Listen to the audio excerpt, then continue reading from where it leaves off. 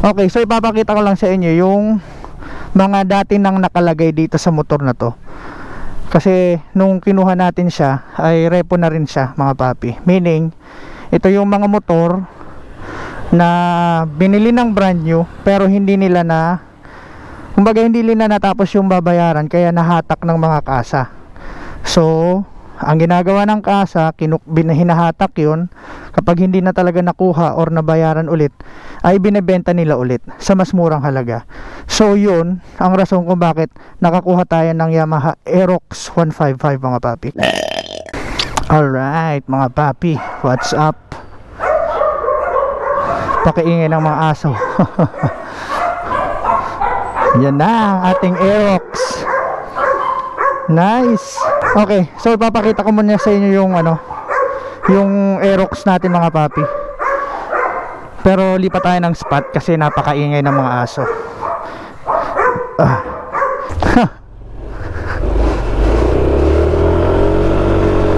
Hey! Shit. So dito tayo sa favorite spot. Yun. Nagre-record ba ako? Nice. So ito na yung bago nating kuhang Aerox 155, Mio Aerox 155. So version 3 na ata to. Ewan ko kung anong modelo to, hindi ko na tinignan yung papel. Kinuha ko siya kahapon. Actually sa financing kinuha natin siya. Okay, so ipapakita ko lang sa inyo yung mga dati nang nakalagay dito sa motor na to. Kasi nung kinuha natin siya ay repo na rin siya mga papi. Meaning, ito yung mga motor na binili ng brand new pero hindi nila na, kumbaga hindi nila natapos yung babayaran kaya nahatak ng mga kasa. So ang ginagawa ng kasa, hinahatak yun. Kapag hindi na talaga nakuha or nabayaran ulit, ay binebenta nila ulit sa mas murang halaga. So yun ang rason kung bakit nakakuha tayo ng Yamaha Aerox 155 mga papi. Kasi mas mura na to compared sa original price niya or sa brand new price. Alright mga papi, so dito muna tayo sa unahan. Ang una kong napansin dito mga papi, may mga CNC bolts at ang tawag dito, or ewan ko, mga tie bolts. Hindi naman to gold bolts eh, kasi iba naman yung kulay niya, di ba? So maraming nakalagay sa kanyang, may mga pinalitan ng mga bolts dito katulad nito. Yan, dyan, ayan pa oh. Yun. So wala naman akong balak na tanggalin pa yan kasi maganda na rin naman siya, di ba? Ayan pa. So may mga nakalagay na sa kanyang bolts, kaya ikikip na natin yan mga papi. For now, wag muna natin tanggalin, wag muna natin palitan. At ito mga papi, may nakalagay na siyang smoke visor. Hindi na rin to yung stock carbon series. Ewan ko kung ito yung aftermarket na pinapalit. So maangas na rin siya mga papi. So might as well ikikip na rin natin yan. Hindi na natin yan papalitan muna sa ngayon. And then ito yung pinaka gusto ko mga papi. Ito oh. May naikabit na rin dito na mini driving light. Pero wala kang makikitang mini driving light dyan mga papi, kasi nandito siya sa ilalim. Ayan oh. So sa gabi napakaliwanag niya mga papi. Napakaganda, napakalinis ng pagkakagawa nila. Malinis yung pagkakakabit, sturdy, hindi siya umaalog, di ba? Ayan oh. So sa ngayon yan lang naman yung nakita kong iniligay ng dating owner dito sa motor na to. Ayan, may mga gasgas na rin siya dito. Pero overall look niya mga papi, napakalinis pa, napakaganda. Tignan niyo naman yan oh. Madumi lang yan pero napakaganda pa. Sariwang sariwa pa. At dito naman sa ilalim ng upuan niya, may nakakabit na rin na Immortal bag, mga lagayan ng tools. Nandito na rin yung natin, ORCR photocopy. So actually mga papi, may helmet pa to dito kahapon. Parang classic retro helmet siya. Pero ginawa nung mga tao doon sa Agribank ay pinaiwan yung helmet na yon kasi baka raw hanapin ng dating may-ari. So ang dating may-ari nga pala nito mga papi ay ata, kung di ako nagkakamali. So shout out sa iyo, sir. If ever man hanapin mo yung helmet na naiwan mo dito sa motor na to, ay naandun siya sa kasa sa office ng Agribank. Punta ka na lang sa office nila. Alright. So kahapon nga pala pa mga papi, lowbat din to. Siguro dahil na rin sa Yamaha Connect, Y-Connect na tinatawag, kasi prone talaga yun sa lowbat. Ay pinalitan na rin to doon.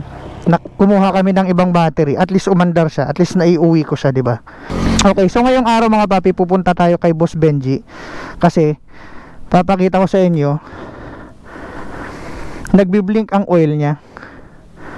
Ayan o. So kailangan na natin siyang ipa-change oil.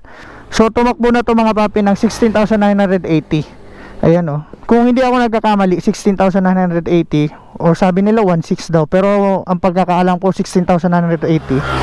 So malaki-laki na yun para sa scooter mga papi. Kaya kailangan natin ipa-check, change oil, kailangan nating ipa-CVT cleaning, titignan natin yung belt kung kumusta yung kalagayan niya, 'di ba? So titignan rin natin yung wiring nitong natin, mini driving light, para secured tayo na hindi tayo malowbat. Ako siguro tatanong ko kay Boss Benji kung paano tanggalin yung Y-Connect. Tatanggalin na lang natin yung Y-Connect mga papi kasi prone talaga yun sa blowbat mga papi. Okay, so yun lang naman yung nakakabit dito sa motor na to. Kaya ngayong araw pupunta tayo kay Boss Benji para naipa-check natin to, change oil, CVT cleaning, mga ganyan, check ng brakes kung okay pa. Tapos yun na, tapos tignan natin kung saan tayo makakarating ngayong araw o sa mga susunod pang araw mga papi. Pero actually mga papi, napakalupit pa ng takbo nito.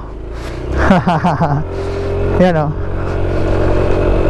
Wala naman akong naririnig na kung ano man na lagatik or yung mga pangit na tunog sa makina niya. Maganda pa yung niya, takbo niya mga papi. Stock yung busina natin, stock din yung side mirror, 'di ba? So fresh na fresh pa talaga. Maayos pa naman yung braking natin. Hindi pa nag-slide yung natin, brake pads at brake shoe sa likod. Pero papacheck natin kasi medyo malaki-laki na rin tong takbo ng motor na to. So kailangan natin ipacheck. Sa unahan, okay yung braking natin. Sa likod medyo mahina na sa mga papi. Overtake tayo mga papi. Overtake tayo sa mga tricycle.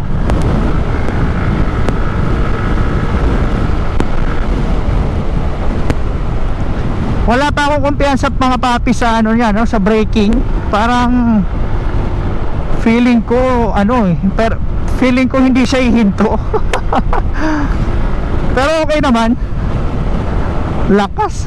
Sarap ng matic mga papi. Napaka-relax. Hindi man lang ako makaramdam ng pagod pa Kasi kahapon iniride ko na to kahit maulan. Nag-ikot-ikot lang ako. Talagang trinay ko siya. Kasi kung sakali naman magka-problema siya, at least nasa sentro pa ako, madadala ko pa siya sa mga shop na malapit, 'di ba? If ever magkaroon siya ng problema. Pero wala naman so far. Hanggang ngayon, wala naman siyang problema.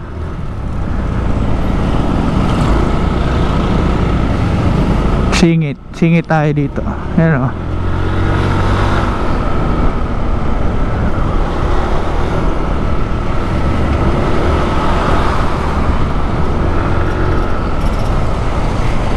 Alright. Siya nga pala mga papi, ang gulong natin sa likod ay medyo kalbo na. So isa pa yun sa pinoproblema ko ngayon kasi wala akong budget pambili ng gulong. Babudgetan natin to, bibili tayo ng maganda-gandang gulong para at least magkaroon tayo ng confidence sa pagra-ride sa motor na to. Alright. Alright mga papi, nandito na tayo.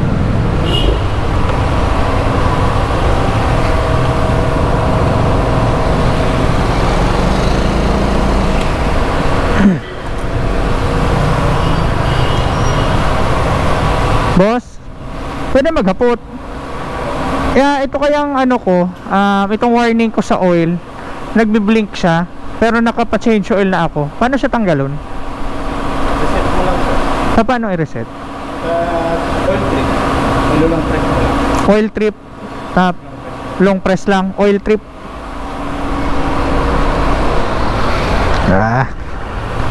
Oil trip. Tignan natin.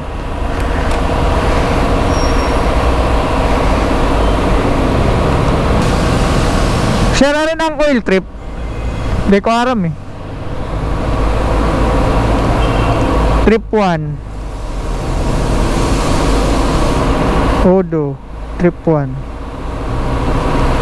Trip 2 battery. Ayan, yung mo yan. Yun na ni oil. Long press. Butas mo na. Long press mo ulit. Okay. Thank you. Thank you very much. Thank you very much. Nice. Salamat. Ay, ganun lang pala mga papi. Odometer. Oil trip. Putang ina mo